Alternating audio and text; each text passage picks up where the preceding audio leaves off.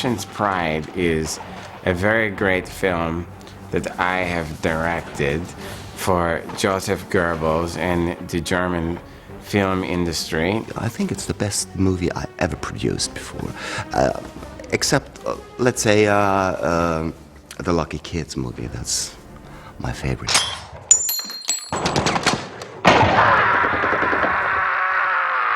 When I made this film, I was not thinking of this trash like Fritz Lang, Robert Ryan, and this garbage. I was thinking of the cinema of the future, which is the Nazi propaganda cinema. This is the only cinema. And I wanted to make a film that really, really showed the power of Germany. Quiet! Nation's Pride is something very special because it's not really a movie. It is something, it's a statement. It's about pride, it's about war, it's about fighting for a cause. It's a fight like David against Goliath, you know?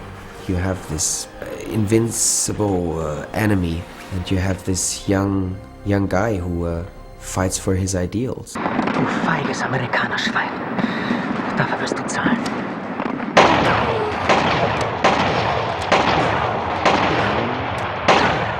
It was a very, very expensive movie. It costs a lot. It's the budget of 1 year of the UFA. And I think it was okay to do that. Because it's a masterpiece. The director I choose is a very young one, very ambitious, and I think very, very good. Because he did all I wanted him to do. I like working with Joseph because he's a very, very strong producer, a very tough producer. I have made dramatic films, comedic films, romantic films, but this was the most important film.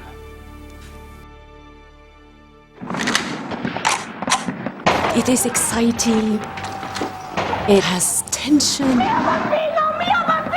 suspense, and the action is wonderful. It talks to your soul.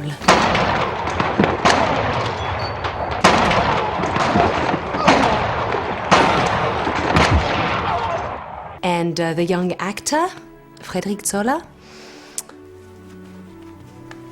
quite the heartthrob.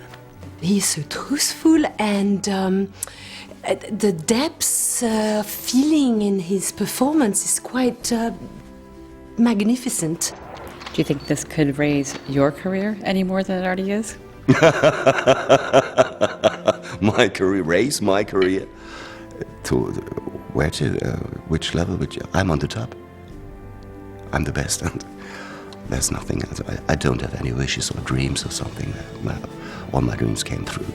Hitler was very supportive of the movie, so supportive of the film. In fact, he's going to give us a quote for the poster, which will be very, very helpful in the advertising. Something like, "You will be proud of Nation's Pride." Who wants to send a message to Germany? Enzo G. Castellari is one of my favorite genre directors of all time and one of Quentin's favorite directors. I've seen a lot of his films. Great White is one of my favorite Castellari films, and of course the original Inglourious Bastards. So Enzo Castellari, of course, opens the first Inglourious Bastards as a general yelling, "Fire!" and the cannon goes off. And I think this is producer firing the cannon. Well, Quentin, when he wanted to get the name Inglourious Bastards, Enzo said, "I'll let you use the name, but I have two conditions. I want a cameo and I want to play a general yelling fire." Enzo! Fire! He used so many tricks. There were all these fleets of planes, and I said, how did you get all those planes? He's like, "We had 2 planes." And he just did forced perspective and used models and miniatures. And when Quentin asked me to shoot Nation's Pride, I really, really thought about Castellari's style of shooting and how I can use film tricks to make 20 people seem like 200 people. But having Enzo on set was wonderful. So full of life, so full of energy. He really looked like a proud parent, just ear-to-ear grin the whole time. I actually starred in the original, the Inglourious Bastards, and the original picture was nothing like this. It was a different story, and it was shot in 1978, I think. We shot it in Italy. And at the time, it became hugely successful. And then recently, under Quentin's auspices, it was released on DVD, and it's a highly successful DVD. You know, it's interesting. Castellari does have a Mussolini-ness about him, and Quentin said if there was a place for Mussolini, he would have put him in, because Castellari has played Mussolini in movies before. But they just put him as a Nazi general in the film. He looked great. He loved his outfit. He was strutting around in it, taking pictures. Enzo looked so happy to be there. Quiet, please. Here we go. And roll sound, please. Rolling. And action, people. Dita. Enzo. Fire. Fire. Cut. Very good. Gates good, ladies and gentlemen. That's a wrap on Enzo Castellari for the movie.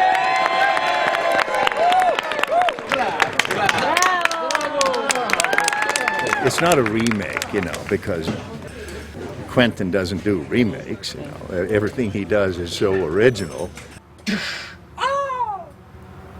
48. Okay, test like. First off, it's always wonderful to work with Quentin. I was honored. It's a secret, actually, that I'm in the movie, you know. And I'm not going to be the son of a bitch responsible for turning 1,000 years of history into dust. The tower stands! That is a picture wrap on the original, inglorious bastard himself, Bo Svensson!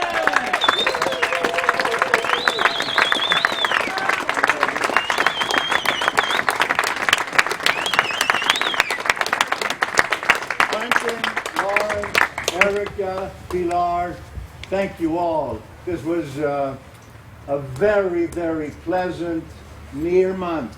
Berlin. Thank you all. Ah, we did at last. Yeah, I'm so happy. You remembered your line. Yeah, just to repeat the same that I did in my movie is some fantastic. Only Quentin can do it. Thank you very much. Thank you. Thank you very much.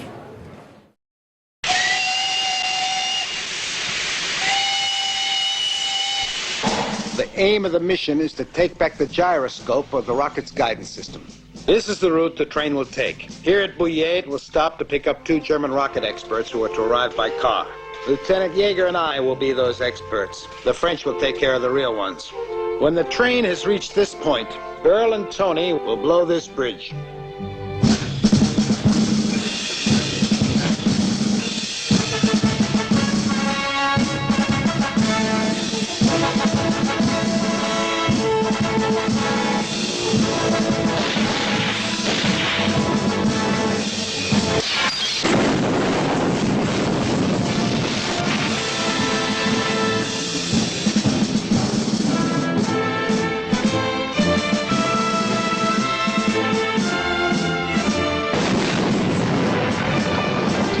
Americanos! You tell them, Ken. Feel they'll believe you. Yeah. Joe Louis? I accidentally killed a loudmouth sergeant just like you. You want to try for 2? They can only shoot me once.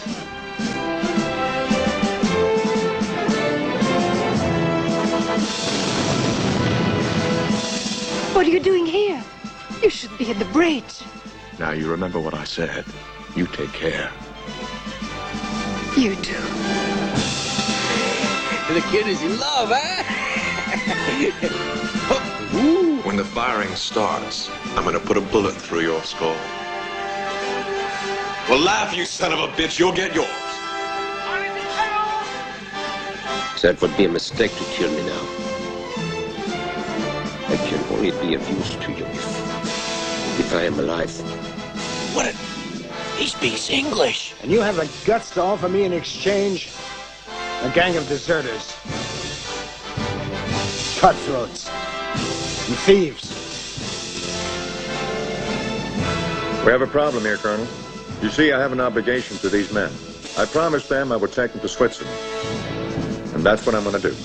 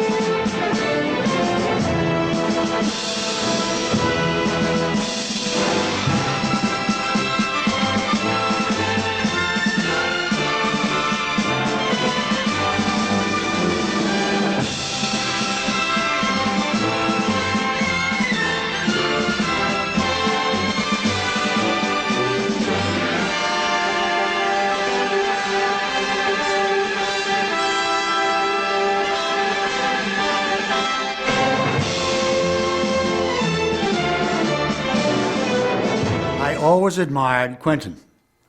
And I was here with a couple of Aussie journalists who had just come from interviewing Quentin. And they said, Tarantino really digs you. And I said, forget it. About 4 or 5 months later, he calls, no agent, no casting director, nothing like that. He calls my business manager's office. I want to talk to Rod. And so I got the message and I said, what's the number? So I called saying, which one of my drunken friends is, doing it this early in the morning?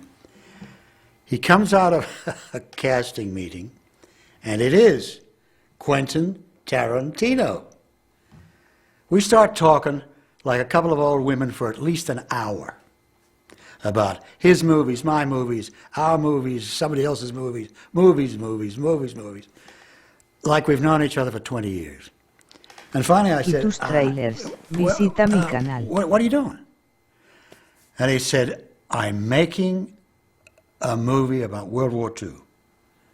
I thought, well, okay, yeah. And he said, well, not really World War II, it's kind of it's a World War II.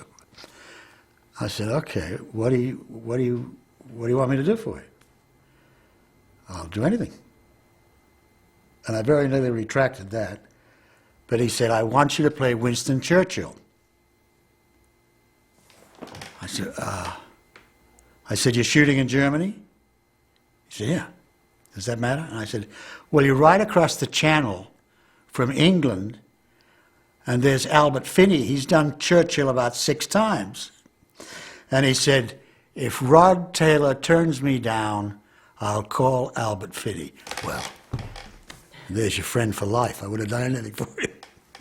And so that's how it happened. That is a proud endeavor, Lieutenant. Well said, sir. Cheers. Cheers.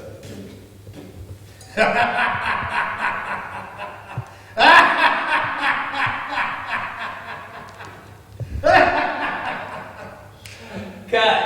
That was brilliant. That was great. Check the game. I saw Quentin direct, and it was the most exciting, exhilarating thing I've ever seen. He sits behind the cameraman, whether he's on the sticks or on a dolly, he's sitting right behind him, and he's focusing on the scene, and he loves his actors. And there are only 3 of us in the whole scene. And he's focusing with delight on his face, or intense kind of interest in every word. And there's none of this crap of a monitor in another room and a director screaming directions. He's right there on top of it. And, just loving every single minute of it. So there's a tether. Steady on the go.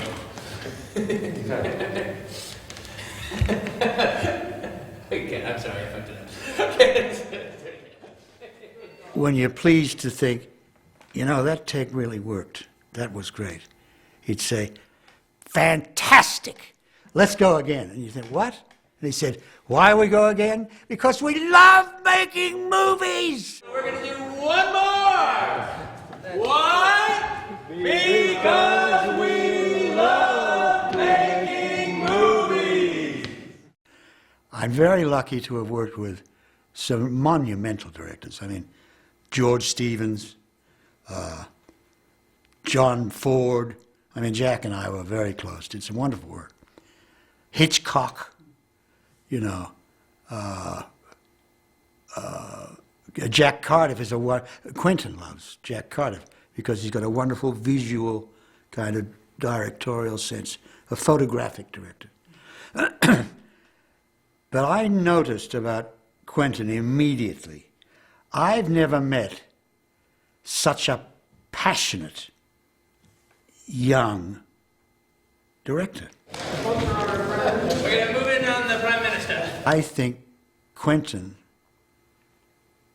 by his sheer outrageous going against the rules and making something exciting and electrifying will stand out more than any of the people I've told you I admire.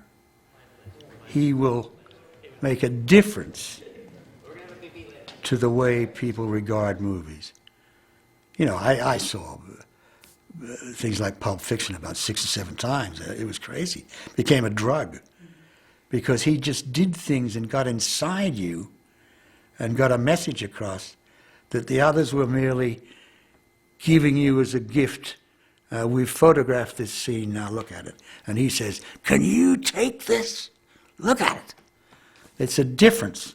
It's an excitement, and it's new to making movies. I mean, the set was electric, I thought, because of him, and that's Quentin. He's crazy, genius crazy. And I loved every second of it. And to watch a man like that work is a treat. We have to do a picture wrap right now on the great Rod Taylor.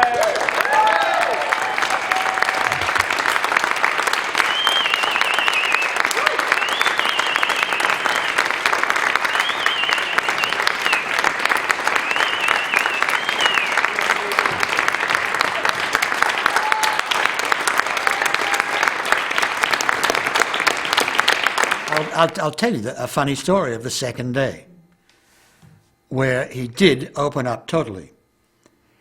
In Australia, and I promised our guys Foster's, the people who make Foster's beer make another beer called Victoria Bitter. And it's a very famous and a much better beer. And it's never exported anywhere. Anyway, the second day we're working, the first day we worked till like 11 o'clock. Because he doesn't care about time or food or anything. He's making, we love making movies. And so we finished around 11 o'clock, and that means I get back into Berlin around 12 and have a room service meal with Carol, and it's late.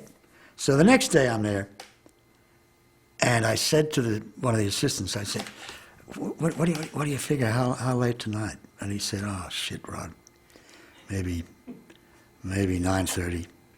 I said, yeah, I figured. And then a little German assistant came up and said, Herr Taylor, it's a wrap. I said, what? It was about 5 o'clock. I thought, oh, great. Is my car there? She said, but Herr Tarantino wants you to stay here. He wants to see you. I thought, oh, Christ. What have I done? I've screwed up Churchill. Anyway, I sit there and I've still got my makeup on and and fat old clothes and the whole thing, and I'm worried sick.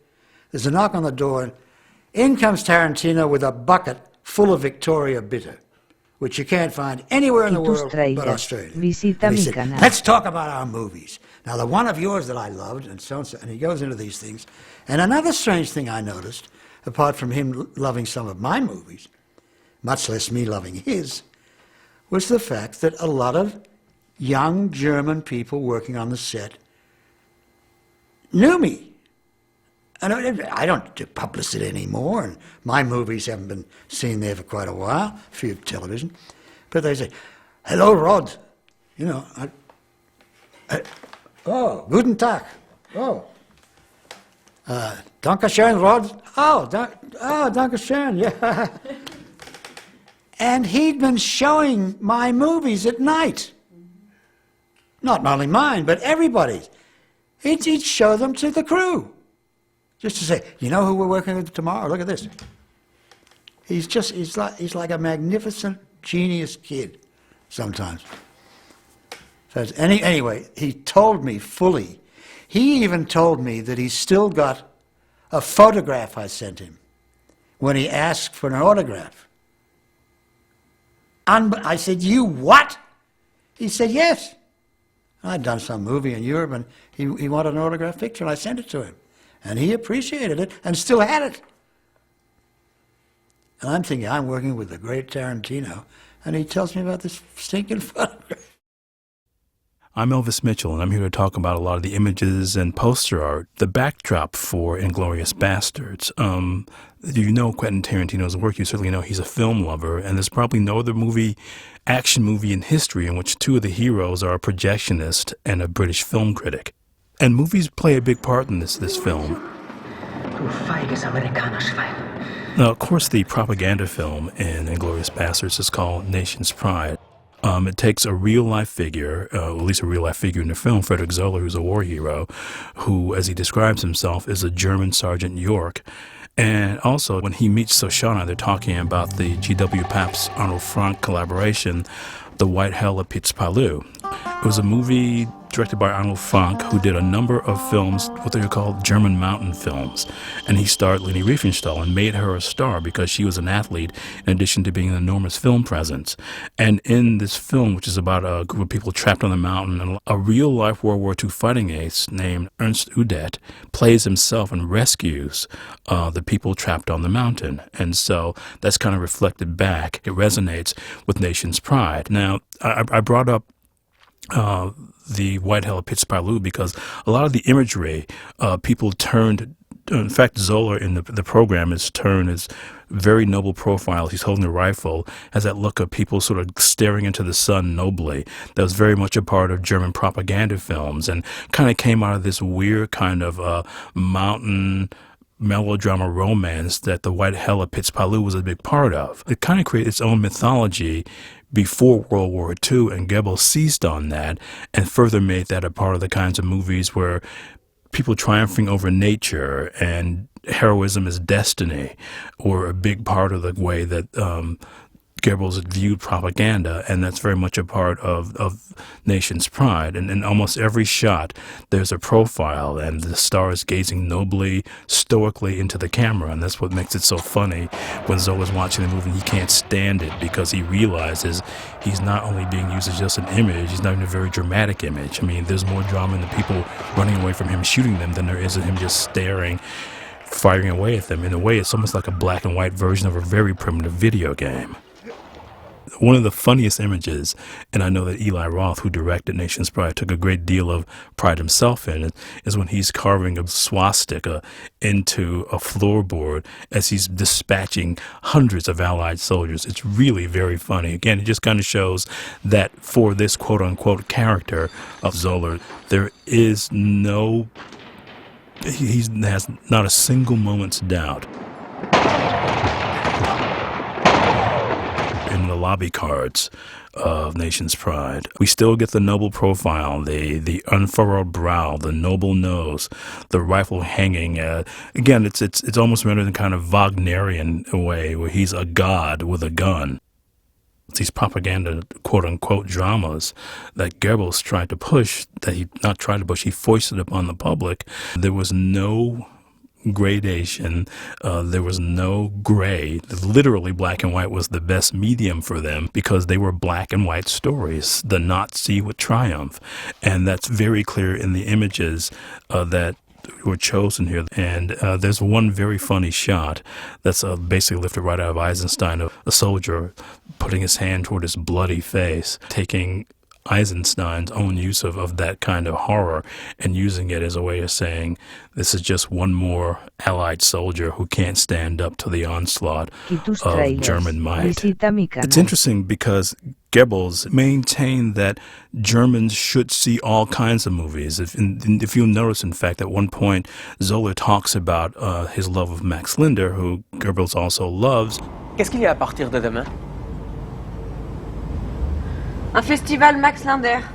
Oh, j'ai toujours préféré Linder à Chaplin.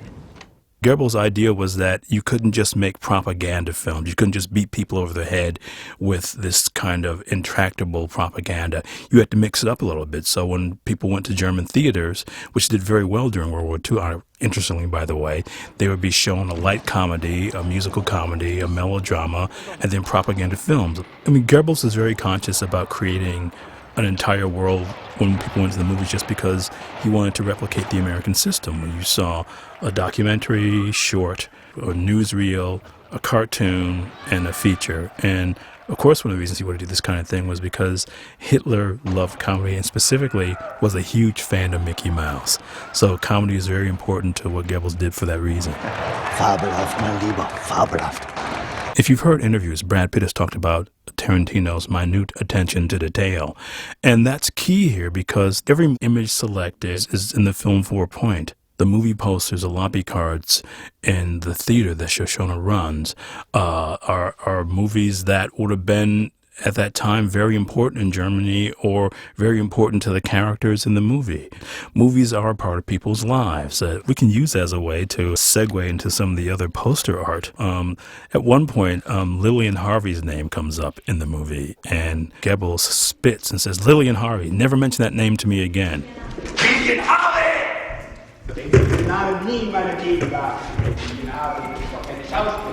Because Lillian Harvey was a big star in Germany and helped to sneak a famous choreographer out of the country. She was interrogated by the Gestapo for that, and she fled the country. And in 1943, at the point at which Goebbels is introduced in the movie, she has been officially renounced by the Nazi regime.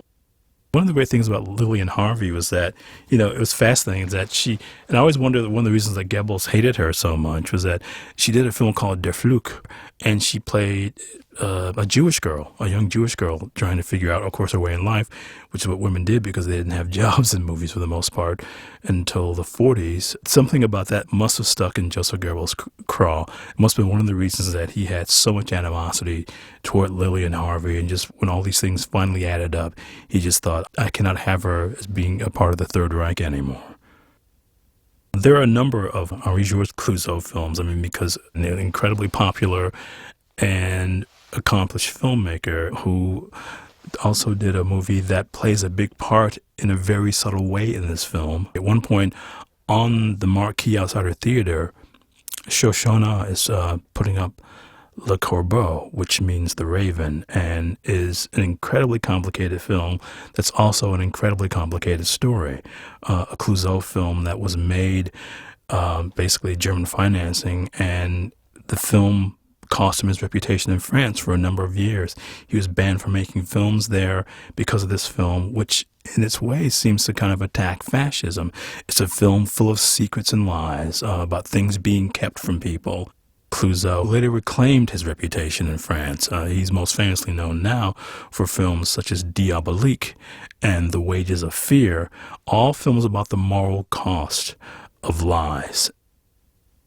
The Murderer Lives at Number 21, which is another Henri-Georges Clouzot film, a kind of minor film of his that has its supporters but has a beautiful, incredibly beautiful poster. And the thing that Clouzot was able to do so beautifully, again, was just to deal with those tensions of people trying to figure out where the truth lies and what the relationship to the truth is going to be. And certainly the reason that this film and Le Corbeau are part of the world of Inglourious Basterds because they very much deal with that subjectivity of truth and about how people keeping secrets and holding parts of themselves away from other people cost them their souls. Domino, starring Fernand Gravy, another kind of suave, polished actor who starred in a couple of American films, wasn't really able to make things work for himself, but went back and became a war hero. Was supposed to star, I think, in some German-financed French films, but became a part of the French Foreign Legion. After the war was over, became a legitimate war hero who still found a life as a movie star after that was all over. Now, of course, all these posters are from movies that were made and really exist, and unfortunately many of them are incredibly difficult to find just because the presumption is there's no interest in people seeing these movies again. But the posters for the movies that are impossible to find are, of course, the movies that star Birgit von Hammersmark, and they all have titles like Bitter Tears and are rendered in sort of art that's both like incredibly sort of heavy-handed, and that's that way that would reflect Third Reich propaganda. You're always looking directly into somebody's eyes in every one of these things. There's always a gaze on you that says there's a kind of confidence that doesn't quite make sense. You always feel like these posters are basically peering at you, like there's, in one way or another, you're seeing Big Brother reflected. There's a really hilarious one, Fraulein Doctor, even though she's casting her glance slightly to the ground and trying to look troubled, just the way the jawline is rendered, there's no mistake, and all the blonde is visible, that you're looking at the Aryan ideal. The blonde hair, the blue eyes, the fact that even as a suffering Fraulein doctor, she will somehow find a way to win the hearts and minds of every person she ministers to.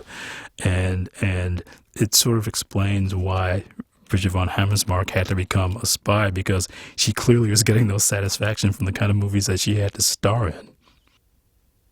Every image selected, every moment in the film, they're all part of this backstory that Tarantino creates. It has an enormous amount of forethought that's gone into it, because it's all been chosen for a reason. There's no random detail in the movie. As Goebbels would say, it's all destiny finding heroism. I'm wondering, having done a Tarantino script, the True Romance, then working with him, it's a big difference between doing it, being directed by somebody else, and being directed by him. What was that like? Well, it's good fun. I mean, as you can imagine, he's about as knowledgeable of cinema as anyone you run into, and that's infused into the day's work. But the set is church. He is God.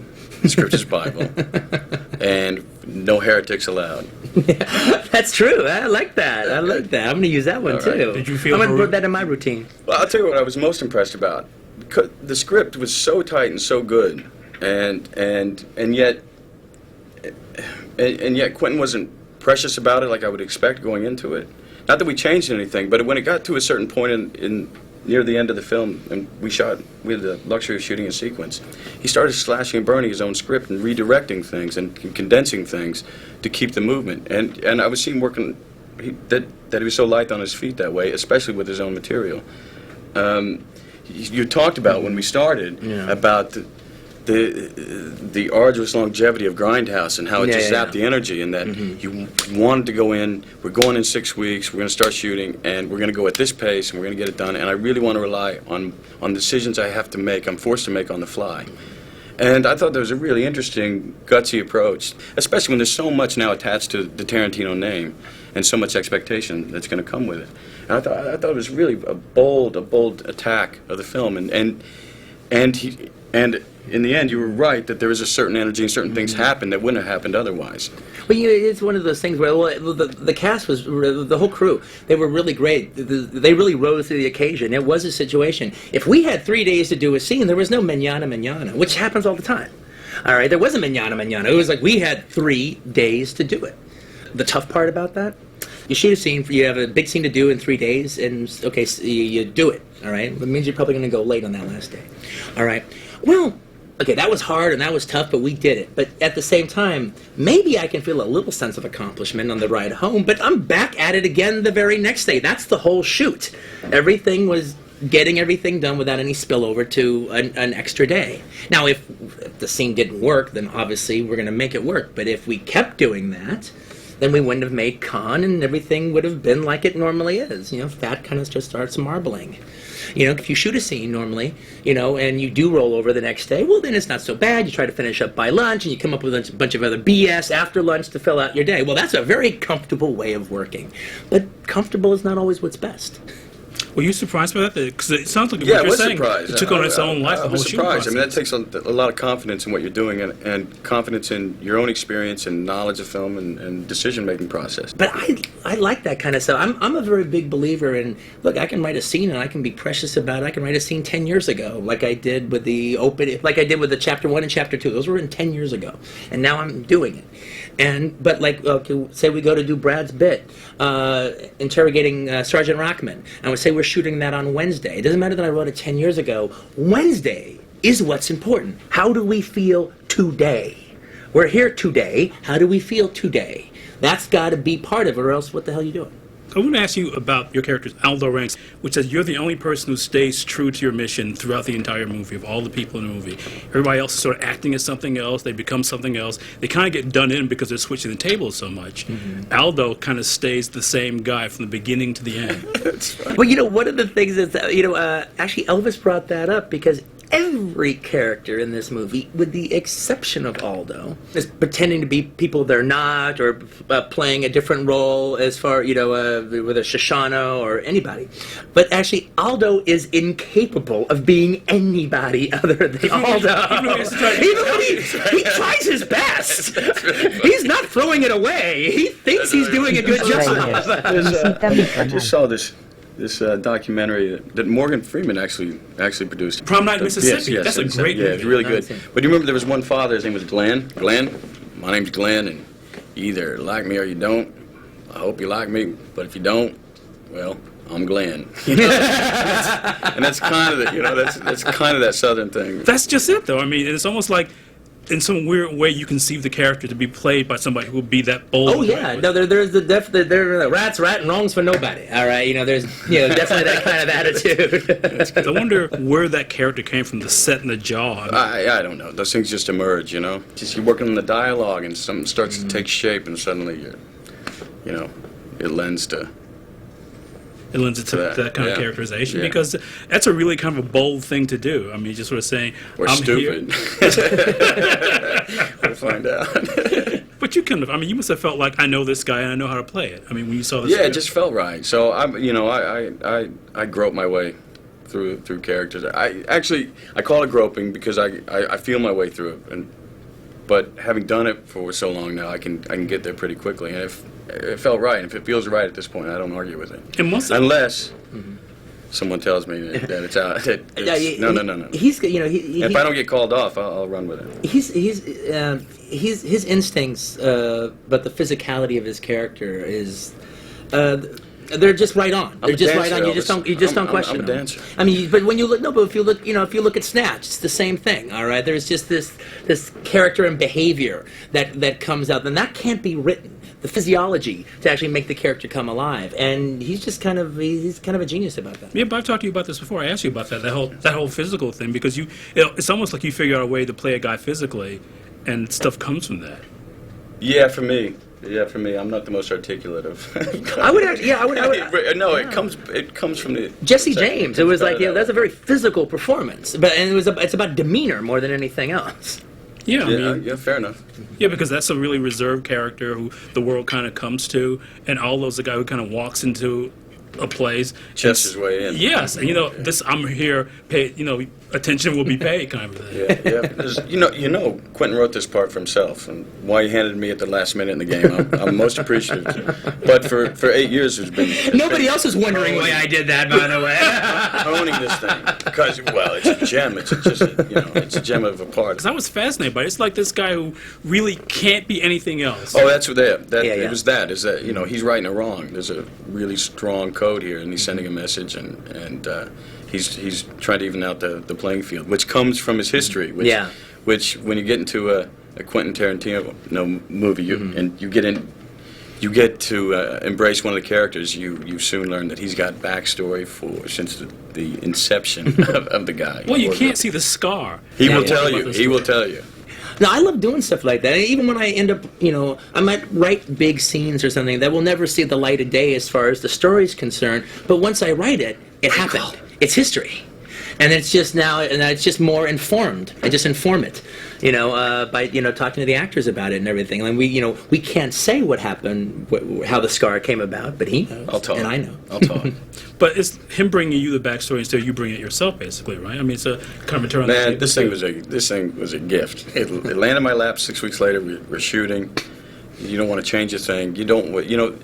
I compare it to working with a Coen Brothers script because the dialogue is so spot on, and there's a music to it that if you take one step off the trail, you just muck up the whole thing, and so you stay on course. And it was so defined and laid out that I'm going to get a lot more credit for this one than I should. Well, no, to throw in the Mutual Admiration Society and bring it more down to earth. All right, I do want to say. Well, I want to say one thing because he's very generous. But one of the things that was really great about working with him on this was, the character's right there. The character's right there on the page.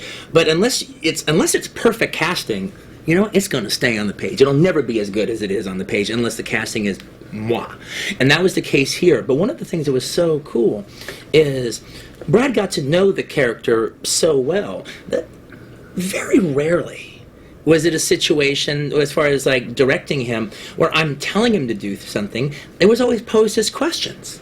It's like, okay, Aldo could do this, and that would mean that, and he could do that, and that would mean this.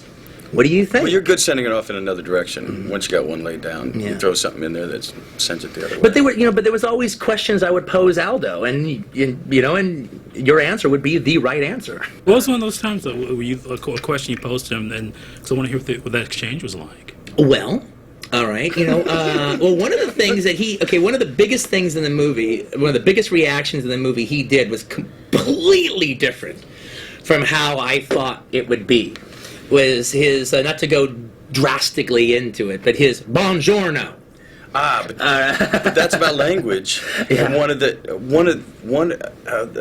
I think the great moves of this film is that every nationality that's portrayed in the film is true to their language, instead of the conceit that that everyone speaks English with some accent. Yeah, right, exactly. And so Germans are speaking German and French speaking French. French, and English for English, and that's more the world. That's the world where we live in now, and much more interesting as a viewer, I feel.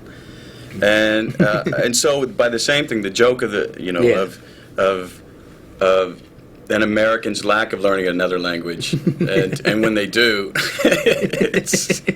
Because I wonder how you heard that in your head when you had written. Did you think that maybe he did speak some Italian? Oh, well, I figured he understood it a little bit. I mean, he could speak it a little. I mean, he was in Sicily, all right, so it would make sense that he'd be able to get information across and this and that and the other. And, I can get around Germany by throwing a few words together. Having said that, though, in my mind, he pulled it off a little bit more. And then when he said it that way, it was at the script reading, and it killed. It just brought the whole. We had it was a 20-man script reading, all right, and it just brought the house down. And then after he said it, I was like, well, God, now I can't. Now you've ruined it for me. I can't hear it any other way. I don't have a choice. I have to do it that way now. Did you always hear it like that when you saw the script? You thought this was going to be a guy who. This is the way. But that's the thing. If you come from with any kind of Southern dialect, it's so hard to. It takes years to erase it in increments. So. But it's also seemed to be too about what that's true to form, really. Yeah. But what that it's very it's very organic, and it just actually shows what a dumb plan it is. What were these idiots thinking? But you gotta take the shot. You gotta take the shot. Exactly. But I also seem to be about that thing. The thing they can do is that thing they do, which is to go into a room and kill everybody. Yeah, yeah. And when it comes to doing something else, I mean, they're completely out of their boathouse. That's how it plays for them. But that also seemed to be, too, about what that period would have been like for an American. I mean, Americans were sort of insistent on being American. The idea of learning another language just would have been like a weird thing anyway. I mean, well, I mean, I think one of the things that's that's kind of fascinating with about the war itself, and one of the reasons I wanted to really make a big deal about language in it. It's one of those nice. It's like kind of a metaphor, and it's actually a practical what the movie is about too. Look, World War II was the last time a whole bunch of white people fought a whole bunch of other white people. All right, so you have a situation that if you can pull off the lingo, if you can pull off the language, you could survive in enemy territory. You could infiltrate a different army, whether it be Germans infiltrating Americans or Germans infiltrating the Czech resistance or people infiltrating the Germans. All right, that was a possibility because of that situation, but it depended solely on language. But even just survival, people's life in Europe at that time could live or die by them understanding German. Do this. If you don't do it, you get shot and you get kicked off in the ditch if you didn't understand the order. And that happened all the time. And that's the thing that when they leave out of the other war movies, because in Where Eagles Dare, German is English, and apparently Richard Burton and Clint Eastwood speak German so magnificently great. All they have to do is put on a costume, and they can hang out in the Generals Club. All right.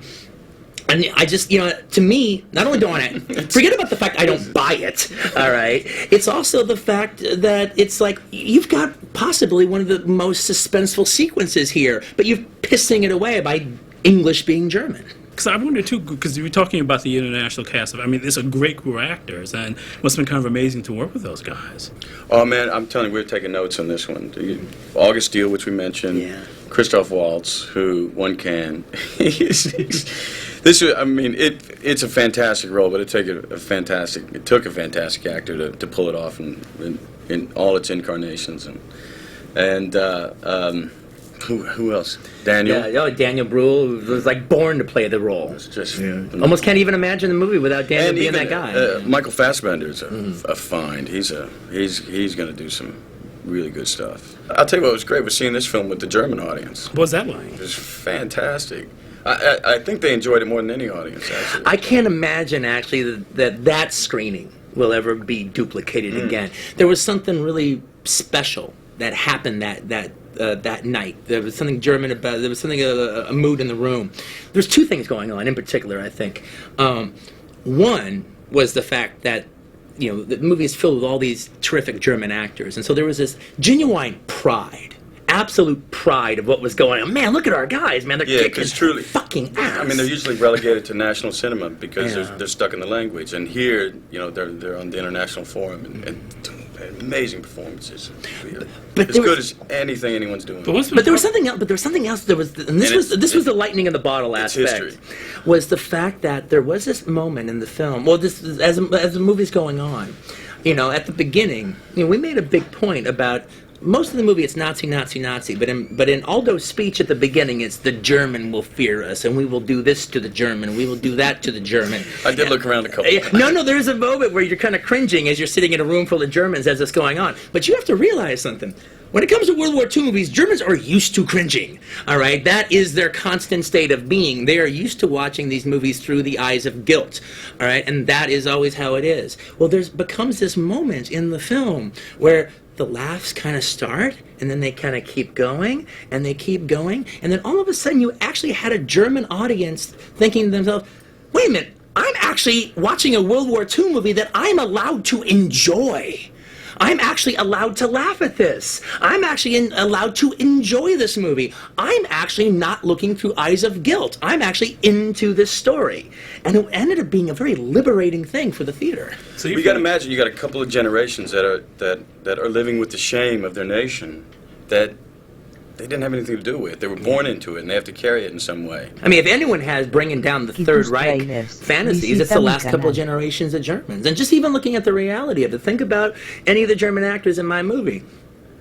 Almost every single one of the males, man, they've put on a Nazi uniform before. If you're a German actor, at some point in time, you're going to play a Nazi or a couple of them, or three of them, or five of them. Except for Till.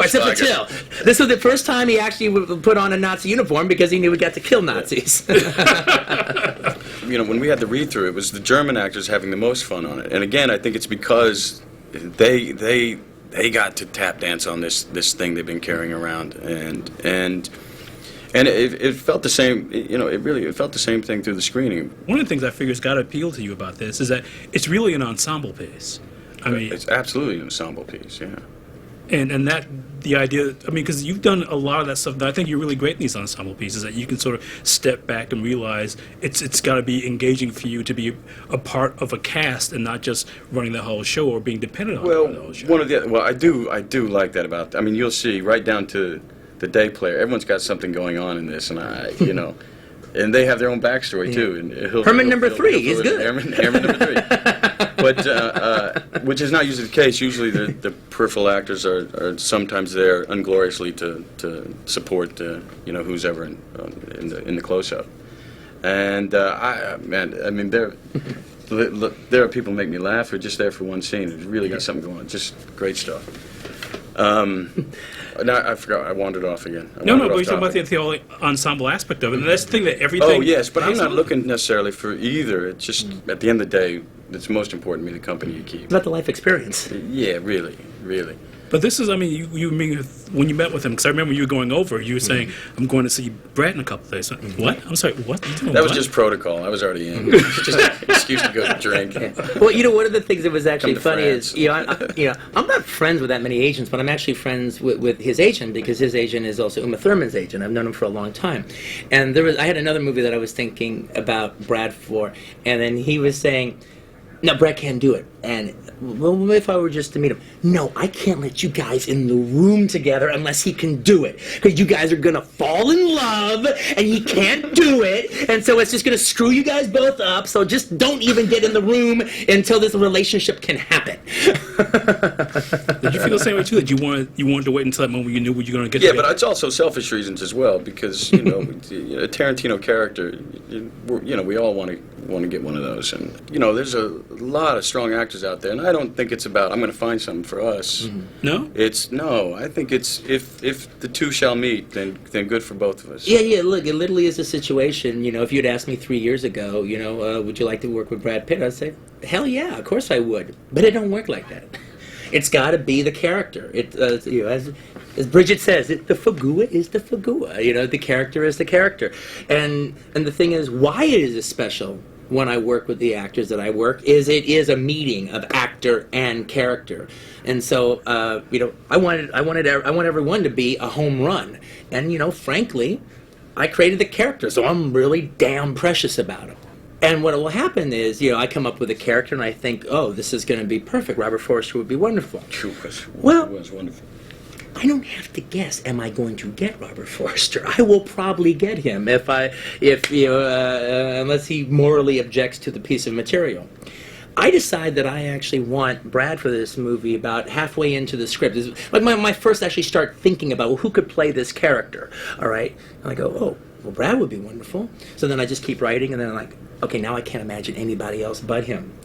And okay, so not only is he the most in-demand dude, all right, For hillbillies. Out playing there. hillbillies. And stoners. And stoners. And the thing is, not only is he so in demand, it also is like, I don't even have the situation where I can wait for him. I need to go right away, all right? And, like, that's just a perfect storm of no. I thought. And so literally, I called up his agent. Well, like 3 weeks away from finishing the script. I go, look, here's the deal. I want to do this. I think this would be the perfect part for Brad. I think this is the one that we should do together. Okay, tell me the bad news.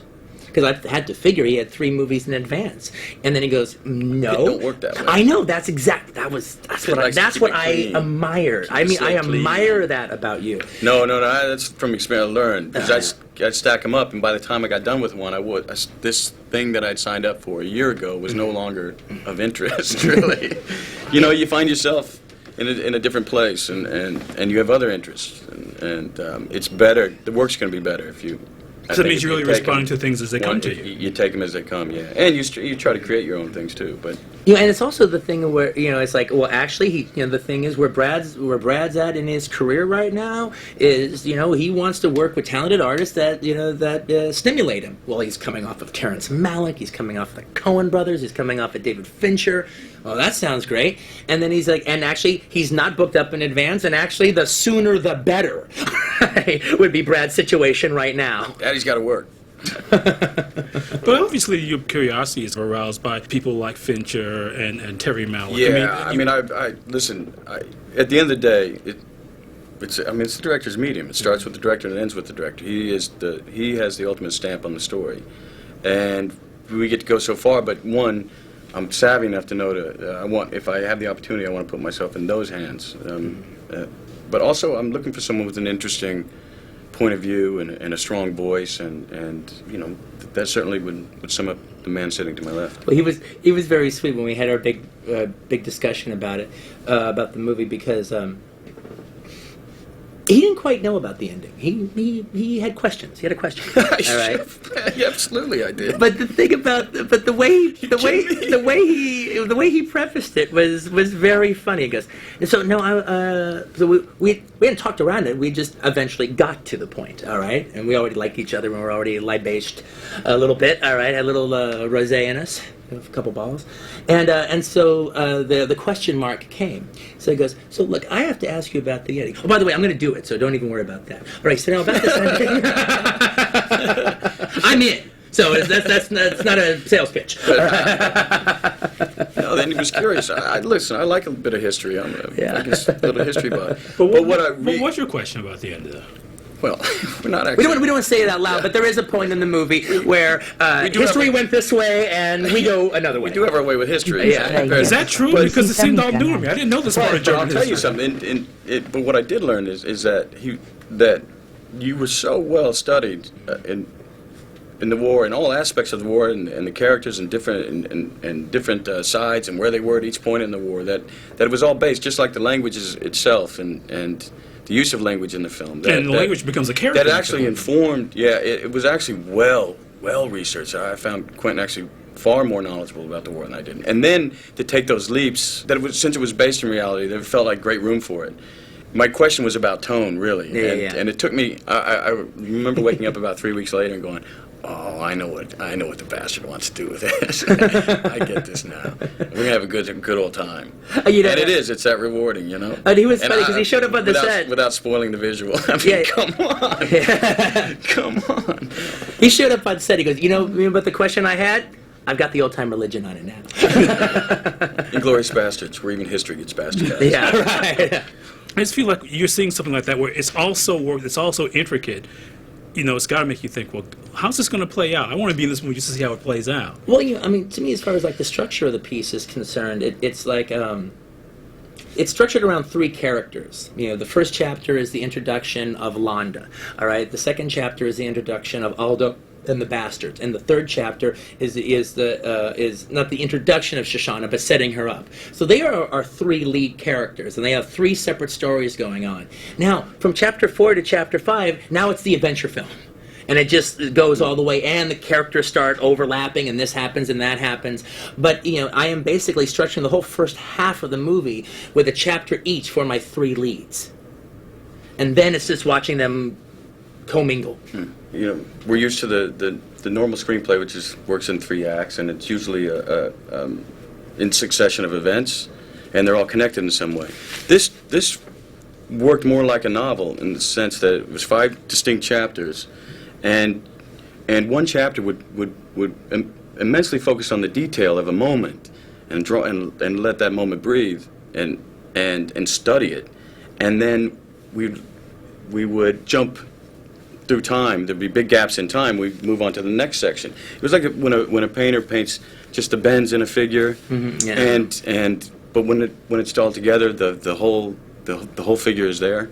And I was really intrigued that it could work in that kind of structure. Because that whole sort of time thing, you almost find yourself wondering what happened to these people, because time, there are these big gaps that you talk about. Well, like for instance, in the case of Shoshana's character, in the script, I wrote a sequence that I didn't put in the movie that lays out a little bit more how she got involved with the cinema and gives you an idea how she survived from 1941 to 1944.